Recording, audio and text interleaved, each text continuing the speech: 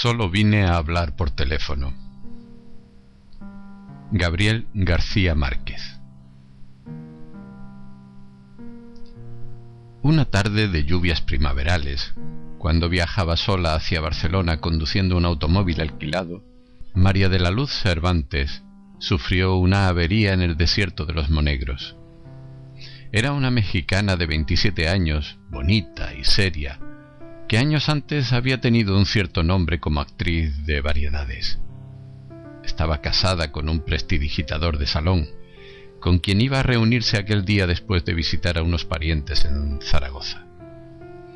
Al cabo de una hora de señas desesperadas a los automóviles y camiones de carga que pasaban raudos en la tormenta, el conductor de un autobús destartalado se compadeció de ella. Le advirtió, eso sí, que no iba muy lejos.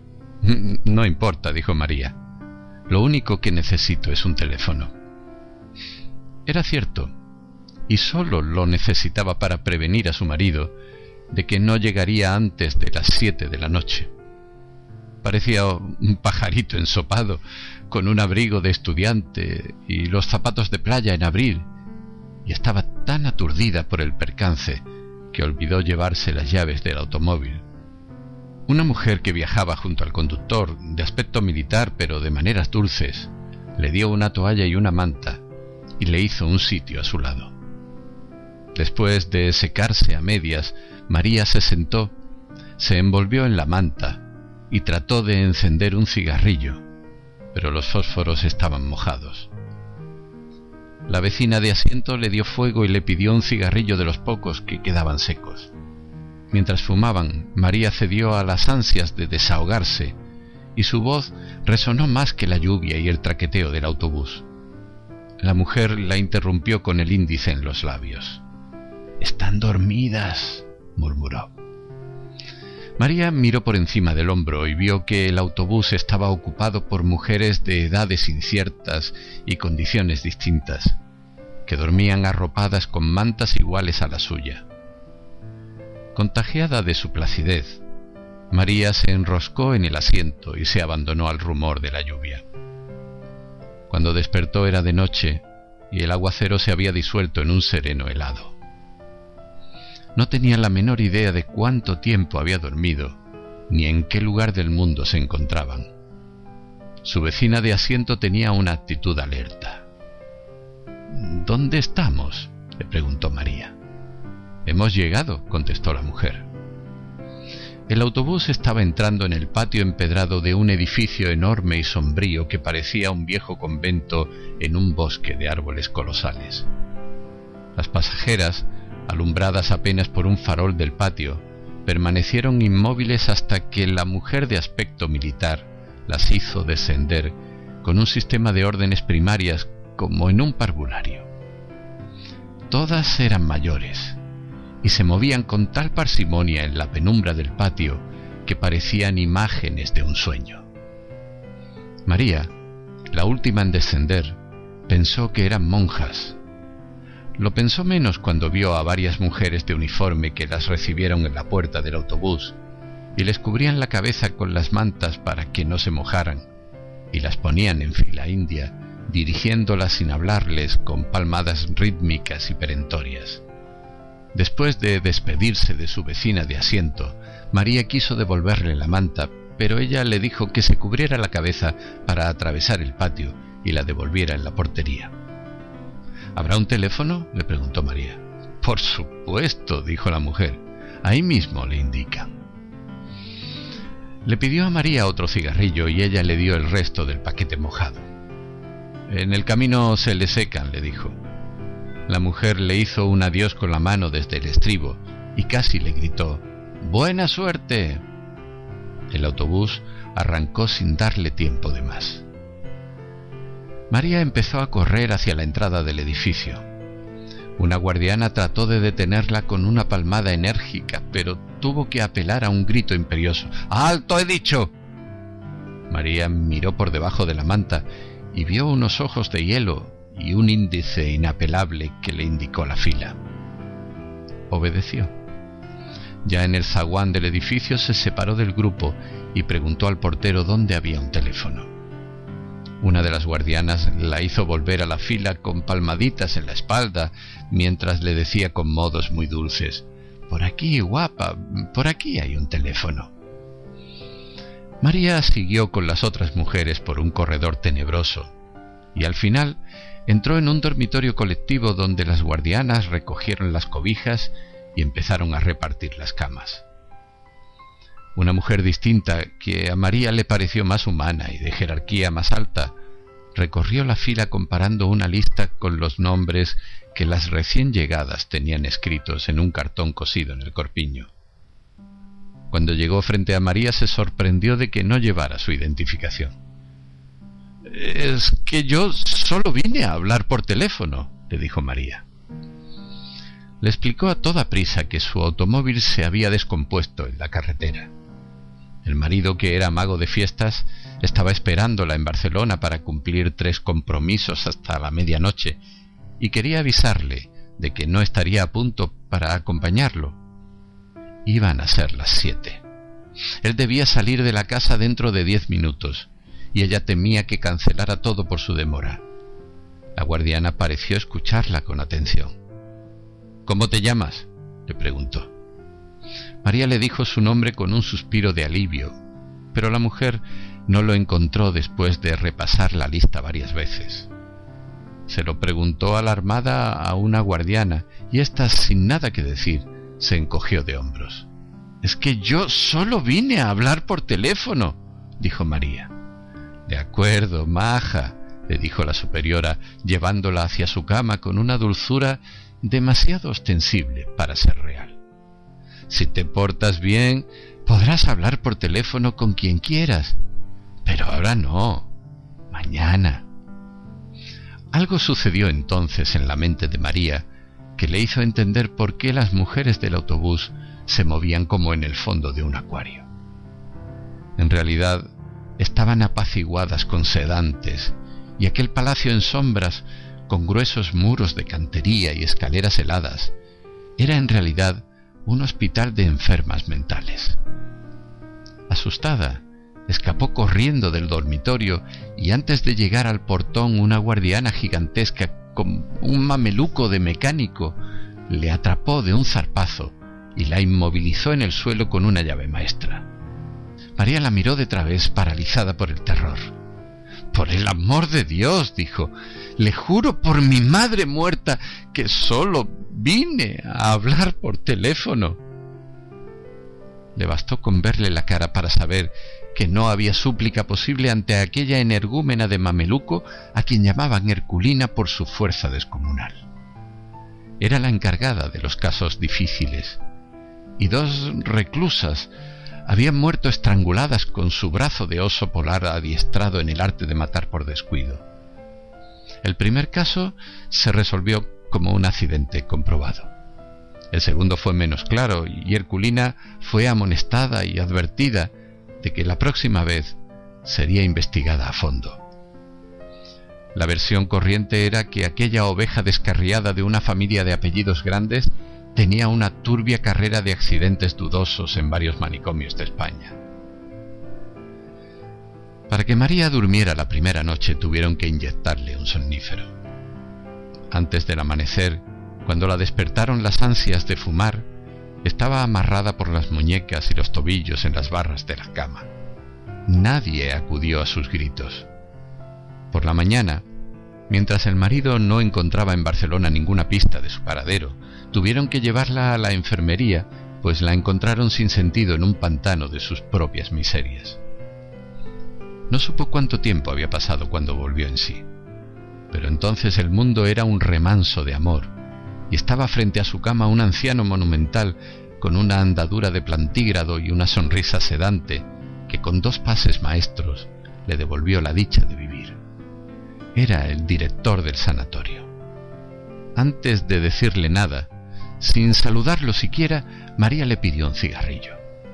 Él se lo dio encendido y le regaló el paquete casi lleno. María no pudo reprimir el llanto. «Aprovecha ahora para llorar cuanto quieras», le dijo el médico con una voz adormecedora. «No hay mejor remedio que las lágrimas». María se desahogó sin pudor como nunca logró hacerlo con sus amantes casuales en los tedios de después del amor. Mientras la oía, el médico la peinaba con los dedos, le arreglaba la almohada para que respirara mejor, la guiaba por el laberinto de su incertidumbre con una sabiduría y una dulzura que ella no había soñado jamás. Era, por la primera vez en su vida, el prodigio de ser comprendida por un hombre que la escuchaba con toda el alma, sin esperar la recompensa de acostarse con ella.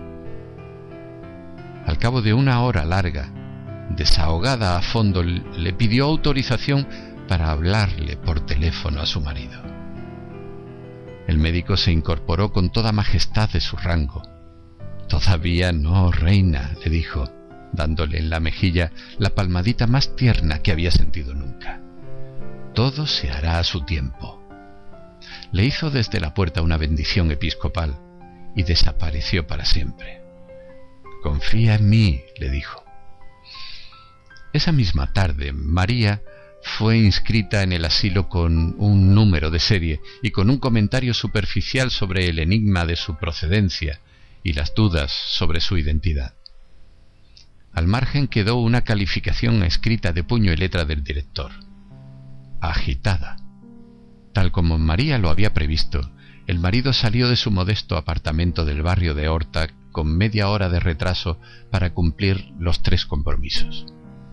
Era la primera vez que ella no llegaba a tiempo en casi 2 años de una unión libre bien concertada, y él entendió el retraso por la ferocidad de las lluvias que asolaron la provincia aquel fin de semana. Antes de salir, dejó un mensaje clavado en la puerta con el itinerario de la noche. En la primera fiesta, con todos los niños disfrazados de canguro, prescindió del truco estelar de los peces invisibles, porque no podía hacerlo sin la ayuda de ella.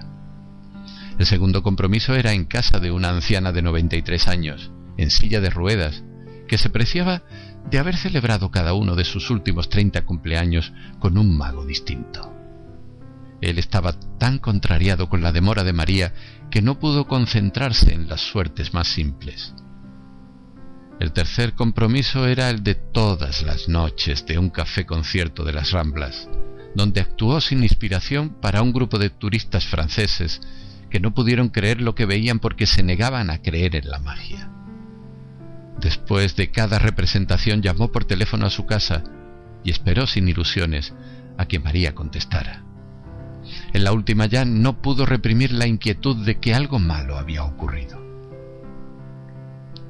De regreso a casa, en la camioneta adaptada para las funciones públicas, vio el esplendor de la primavera en las palmeras del Paseo de Gracia y lo estremeció el pensamiento aciago de cómo podría ser la ciudad sin María. La última esperanza se desvaneció cuando encontró su recado todavía prendido en la puerta. Estaba tan contrariado que se olvidó de darle la comida al gato. Solo ahora que lo escribo caigo en la cuenta de que nunca supe cómo se llamaba en realidad, porque en Barcelona solo lo conocíamos con su nombre profesional, Saturno el Mago. Era un hombre de carácter raro y con una torpeza social irredimible, pero el tacto y la gracia que le hacían falta le sobraban a María. Era ella quien lo llevaba de la mano en esta comunidad de grandes misterios, donde a nadie se le hubiera ocurrido llamar a nadie por teléfono después de la medianoche para preguntar por su mujer. Saturno lo había hecho de recién venido y no quería recordarlo. Así que esa noche se conformó con llamar a Zaragoza, donde una abuela medio dormida le contestó sin alarma que María había partido después del almuerzo. No durmió más de 1 hora al amanecer. Tuvo un sueño cenagoso en el cual vio a María con un vestido de novia en piltrafas y salpicado de sangre, y despertó con la certidumbre pavorosa de que había vuelto a dejarlo solo, y ahora para siempre en el vasto mundo sin ella. Lo había hecho 3 veces con 3 hombres distintos, incluso él, en los últimos 5 años. Lo había abandonado en Ciudad de México a los 6 meses de conocerse, cuando agonizaban de felicidad con un amor demente en un cuarto de servicio de la colonia Ansures. Una mañana María no amaneció en la casa después de una noche de abusos inconfesables.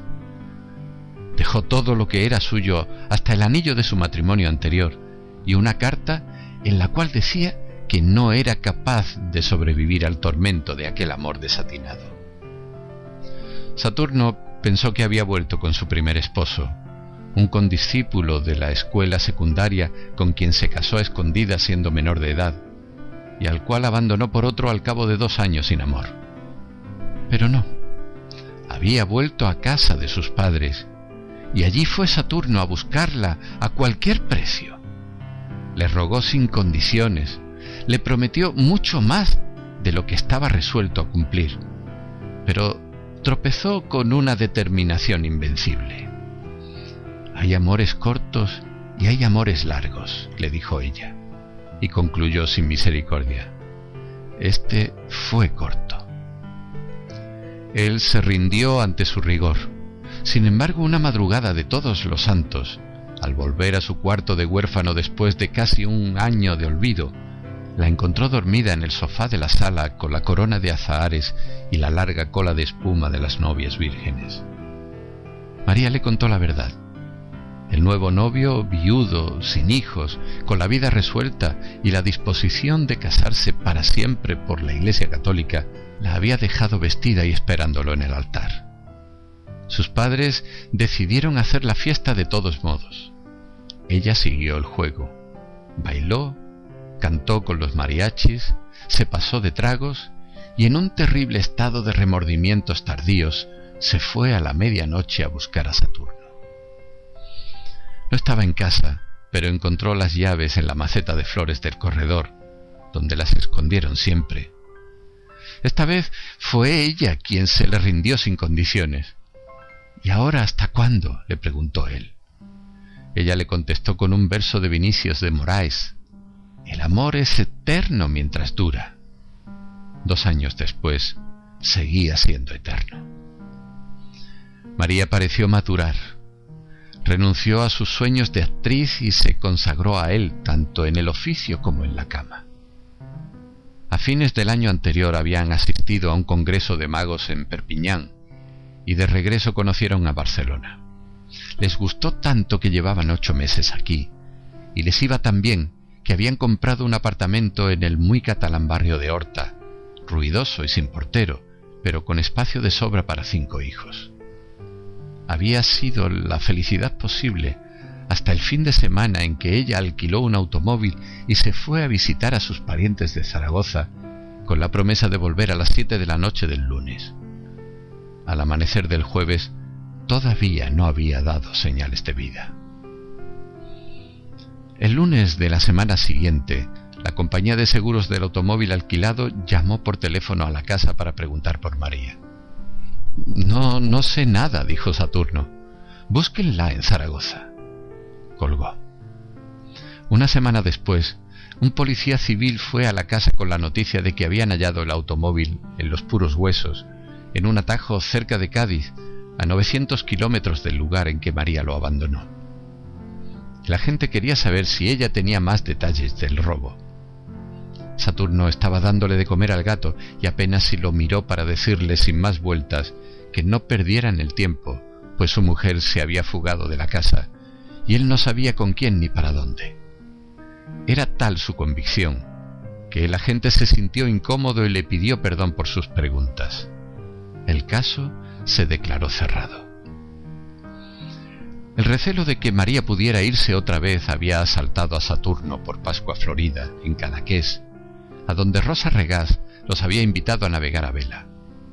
Estábamos en el Marítim, el populoso y sórdido bar de la Gauche Divine, en el crepúsculo del franquismo, alrededor de una de aquellas mesas de hierro, con sillas de hierro, donde sólo cabíamos 6 a duras penas y nos sentábamos 20. Después de agotar la segunda cajetilla de cigarrillos de la jornada, María se encontró sin fósforos. Un brazo escuálido de vellos viriles, con una esclava de bronce romano, se abrió paso entre el tumulto de la mesa y le dio fuego. Ella lo agradeció sin mirar a quién, pero Saturno el mago lo vio. Era un adolescente óseo y lampiño, de una palidez de muerto y una cola de caballo muy negra que le daba a la cintura. Los cristales del bar soportaban apenas la furia de la tramontana de primavera, pero él iba vestido con una especie de pijama caballero de algodón crudo y unas abarcas de labrador. No volvieron a verlo hasta finales de agosto, en un hostal de mariscos de la Barceloneta, con el mismo conjunto de zaraza ordinaria y una larga trenza en vez de la cola de caballo. Los saludó a ambos como a viejos amigos, y por el modo como besó a María, y por el modo como ella le correspondió, a Saturno lo fulminó la sospecha de que habían estado viéndose a escondidas. Días después, encontró por casualidad un nombre nuevo y un número de teléfono escritos por María en el directorio doméstico, y la inclemente lucidez de los celos le reveló de quién eran. El prontuario social del intruso acabó de rematarlo. 22 años, hijo único de ricos, decorador de vitrinas de moda, con una fama fácil de bisexual y un prestigio bien fundado como consolador de alquiler de señoras casadas. Pero logró sobreponerse hasta la noche en que María no volvió a casa.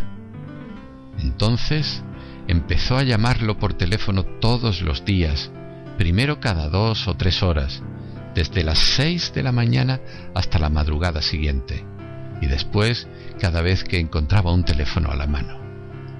El hecho de que nadie contestara aumentaba su martirio.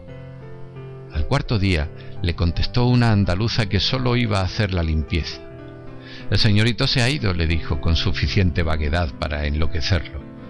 Saturno no resistió la tentación de preguntarle si por casualidad no estaba ahí la señorita María. «Aquí no vive ninguna María», le dijo la mujer. «El señorito es soltero». «Ya lo sé», le dijo él. «No vive, pero a veces va o no». La mujer se encabritó. «¿Pero quién coño habla ahí?». Saturno colgó. La negativa de la mujer le pareció una confirmación más de lo que ya no era para él una sospecha sino una certidumbre ardiente. Perdió el control. En los días siguientes llamó por orden alfabético a todos los conocidos de Barcelona. Nadie le dio razón, pero cada llamada le agravó la desdicha, porque sus delirios de celos eran ya célebres entre los trasnochadores impenitentes de la gauche divine, y le contestaban con cualquier broma que lo hiciera sufrir. Solo entonces comprendió hasta qué punto estaba solo en aquella ciudad hermosa, lunática e impenetrable, en la que nunca sería feliz. Por la madrugada, después de darle de comer al gato, se apretó el corazón para no morir y tomó la determinación de olvidar a María. A los 2 meses, María no se había adaptado aún a la vida del sanatorio.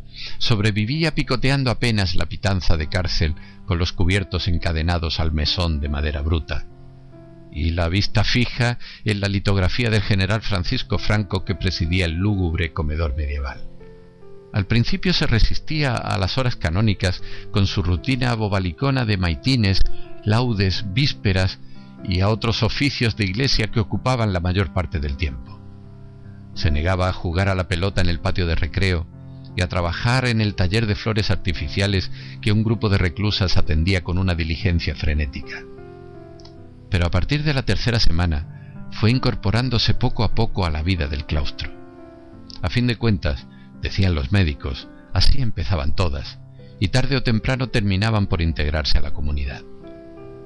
La falta de cigarrillos, resuelta en los primeros días por una guardiana que los vendía a precio de oro, volvió a atormentarla cuando se le agotó el poco dinero que llevaba. Se consoló después con los cigarros de papel periódico que algunas reclusas fabricaban con las colillas recogidas en la basura, pues la obsesión de fumar había llegado a ser tan intensa como la del teléfono. Las pesetas exiguas que se ganó más tarde fabricando flores artificiales le permitieron un alivio efímero. Lo más duro era la soledad de las noches. Muchas reclusas permanecían despiertas en la penumbra como ella, pero sin atreverse a nada, pues la guardiana nocturna velaba también en el portón cerrado con cadena y candado. Una noche, sin embargo, Abrumada por la pesadumbre, María preguntó con voz suficiente para que la oyera su vecina de cama: ¿Dónde estamos? La voz grave y lúcida de la vecina le contestó: en los profundos infiernos. Dicen que esta es tierra de moros, dijo otra voz distante que resonó en el ámbito del dormitorio. Y debe ser cierto, porque en verano, cuando hay luna, se oyen los perros ladrándole a la mar. Se oyó la cadena en las argollas como un ancla de galeón, y la puerta se abrió. La cancerbera, el único ser que parecía vivo en el silencio instantáneo, empezó a pasearse de un extremo al otro del dormitorio.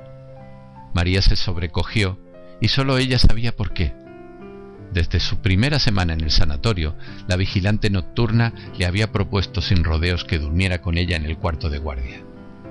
Empezó con un tono de negocio concreto: trueque de amor por cigarrillos, por chocolates, por lo que fuera. Tendrás todo, le decía trémula. Serás la reina. Ante el rechazo de María, la guardiana cambió de método. Le dejaba papelitos de amor debajo de la almohada, en los bolsillos de la bata, en los sitios menos pensados. Eran mensajes de un apremio desgarrador capaz de estremecer a las piedras. Hacía más de un mes que parecía resignada a la derrota, la noche en que se promovió el incidente en el dormitorio. Cuando estuvo convencida de que todas las reclusas dormían, la guardiana se acercó a la cama de María y murmuró en su oído toda clase de obscenidades tiernas, mientras le besaba la cara, el cuello tenso de terror, los brazos yertos, las piernas exhaustas. Por último, creyendo tal vez que la parálisis de María no era de miedo sino de complacencia, se atrevió a ir más lejos. María le soltó entonces un golpe con el revés de la mano que la mandó contra la cama vecina. La guardiana se incorporó furibunda en medio del escándalo de las reclusas alborotadas.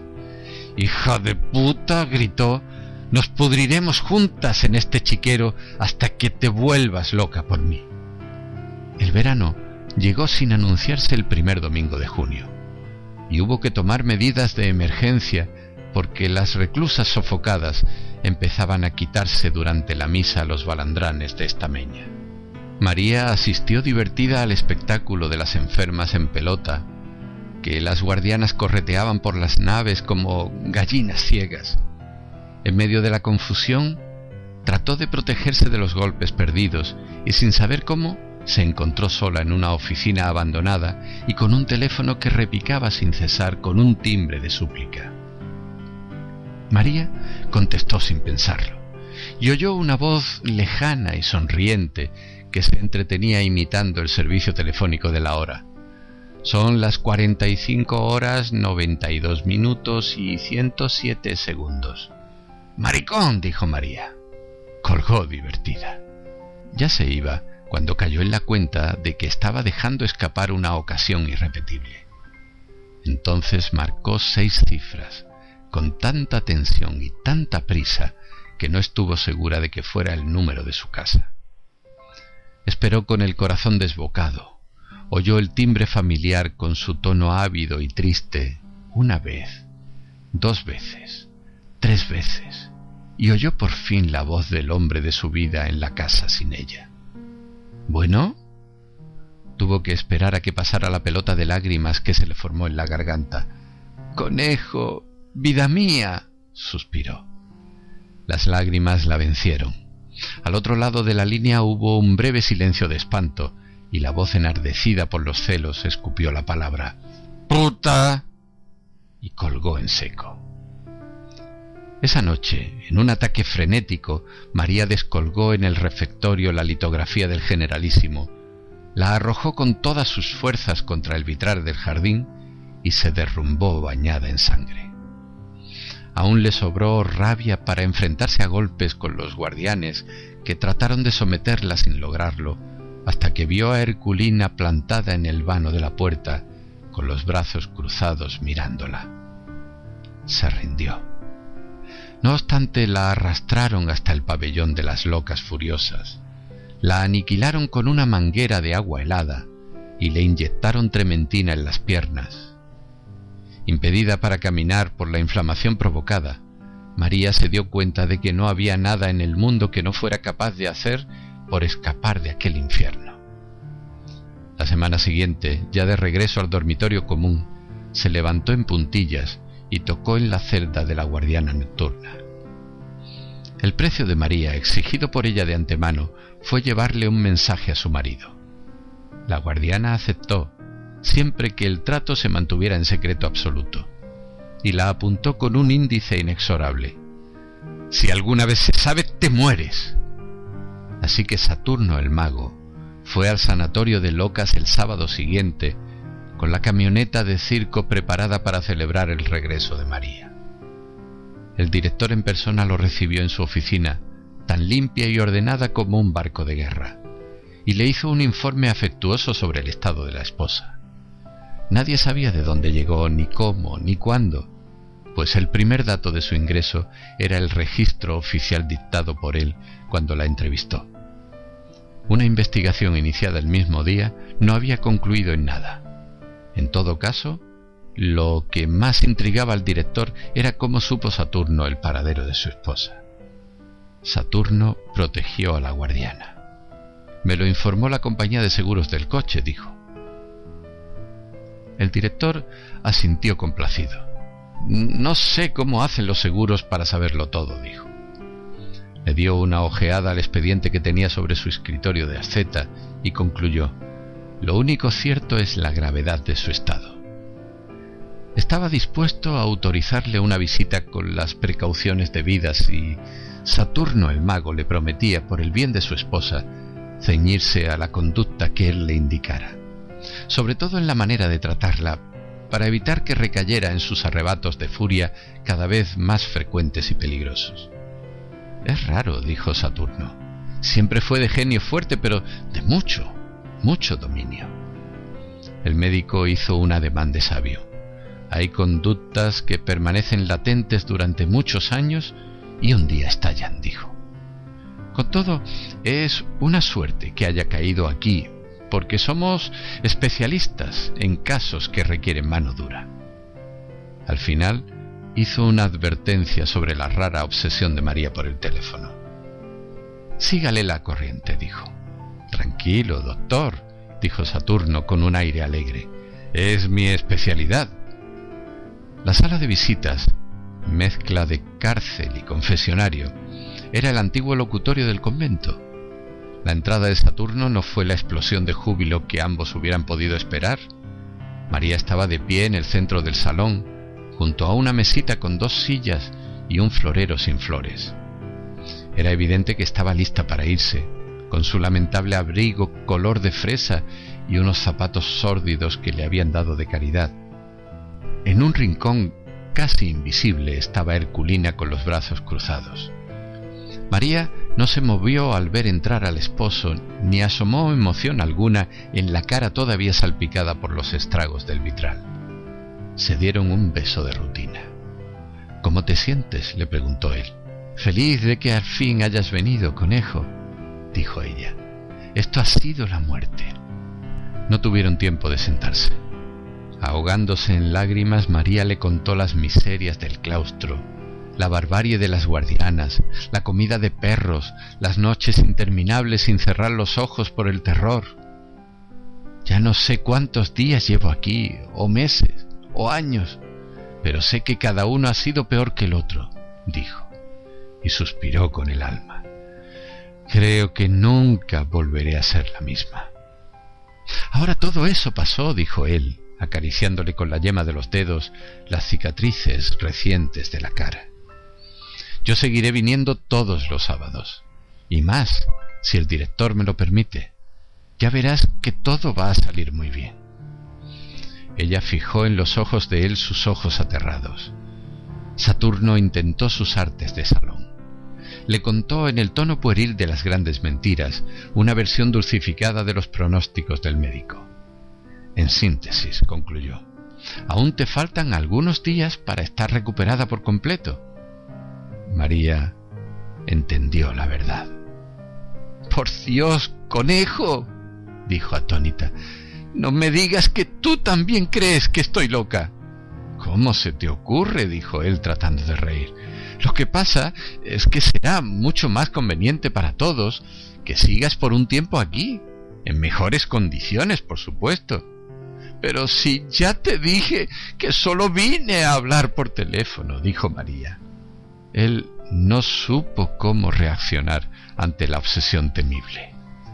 Miró a Herculina. Esta aprovechó la mirada para indicarle en su reloj de pulso que era tiempo de terminar la visita. María interceptó la señal, miró hacia atrás y vio a Herculina en la tensión del asalto inminente. Entonces se aferró al cuello del marido gritando como una verdadera loca. Él se la quitó de encima con tanto amor como pudo y la dejó a merced de Herculina, que le saltó por la espalda. Sin darle tiempo para reaccionar, le aplicó una llave con la mano izquierda, le pasó el otro brazo de hierro alrededor del cuello y le gritó a Saturno el mago: «¡Váyase!». Saturno huyó despavorido. Sin embargo, el sábado siguiente, ya repuesto del espanto de la visita, volvió al sanatorio con el gato vestido igual que él, la malla roja y amarilla del gran leotardo, el sombrero de copa y una capa de vuelta y media que parecía para volar. Entró con la camioneta de feria hasta el patio del claustro y allí hizo una función prodigiosa de casi 3 horas que las reclusas gozaron desde los balcones, con gritos discordantes y ovaciones inoportunas. Estaban todas, menos María, que no solo se negó a recibir al marido, sino inclusive a verlo desde los balcones. Saturno se sintió herido de muerte. «Es una reacción típica», lo consoló el director. «Ya pasará». Pero no pasó nunca. Después de intentar muchas veces ver de nuevo a María, Saturno hizo lo imposible porque le recibiera una carta, pero fue inútil. 4 veces la devolvió cerrada y sin comentarios. Saturno desistió, pero siguió dejando en la portería del hospital las raciones de cigarrillos, sin saber siquiera si le llegaban a María, hasta que lo venció la realidad. Nunca más se supo de él, salvo que volvió a casarse y regresó a su país. Antes de irse de Barcelona, le dejó el gato medio muerto de hambre a una noviecita casual, que además se comprometió a seguir llevándole los cigarrillos a María. Pero también ella desapareció. Rosa Regás recordaba haberla visto en el Corte Inglés hace unos 12 años con la cabeza rapada y el balandrán anaranjado de alguna secta oriental, y encinta a más no poder. Ella le contó que había seguido llevándole los cigarrillos a María, siempre que pudo, y resolviéndole algunas urgencias imprevistas, hasta un día en que solo encontró los escombros del hospital, demolido como un mal recuerdo de aquellos tiempos ingratos. María le pareció muy lúcida la última vez que la vio, un poco pasada de peso y contenta con la paz del claustro. Ese día le llevó también el gato, porque ya se le había acabado el dinero que Saturno le dejó para darle de comer.